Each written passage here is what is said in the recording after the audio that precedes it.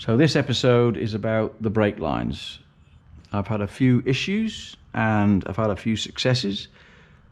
So the brake lines now have been installed as far as I can go. The front left is this one, the front right is this one, and this is the rear one. So the rear one created a bit of an interesting problem underneath because the union that joins the front to the rear, the thread got damaged and rendered it useless. So I had to cut the fitting off, and I've been trying to find a fitting locally and nobody has them. They all have M10 by 1.1 millimeter threads, and this is not M10, so I've had to go elsewhere and order them off eBay now. So the lines are all in. The fitting underneath the floor there has been cut off, waiting for the new one. The messiest bit is going to be underneath here, where there's all of these, the two wires and the two brake lines fastened to that one bolt.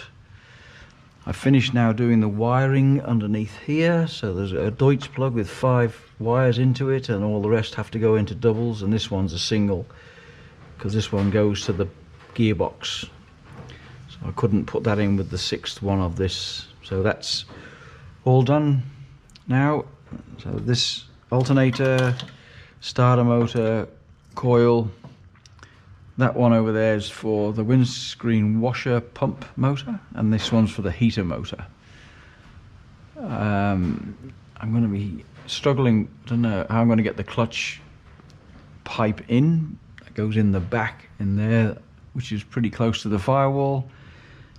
Apart from that, I'm really glad I kept the old brake lines because they made it a bit easier to get a pattern for the new brake lines for the bending. And this was the best bending tool that I've ever purchased. So yeah, like 34 bucks off Fleabay, I think. So yeah, that was great. That's proved worth its weight in gold. And I got to use my Vevor flaring tool, which I've had for a few years now, but used once before, and now I've got to use it quite a lot, several times. So that's been a great godsend. That much better way than a lot of the other methods of doing that. Then on here is the old rear to front brake line. So that on the left hand side is where it joins onto the flexi on the rear axle, and the other one's the bit under the door. Under the front floor pan, sorry, that got damaged. And then this is my new one. So the new one here, it's a bit neater than the old one, I think. So now I just wait for this fitting to come in, and then I can join the front to rear and hope that it's long enough. I have a horrible feeling it's going to be too short and I'll have to make another one. So I've got some spare brake line here, which I've had for a while now. So yeah, all looking pretty good in the brake department. So next week, if any luck, I should get the brakes working. The badge is now done. That's all installed.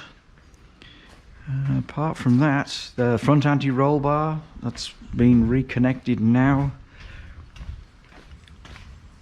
on both sides. The replacement one for the driver's side arrived the other day, so that's been bought. I've put this bracket on now, the one that I forgot initially.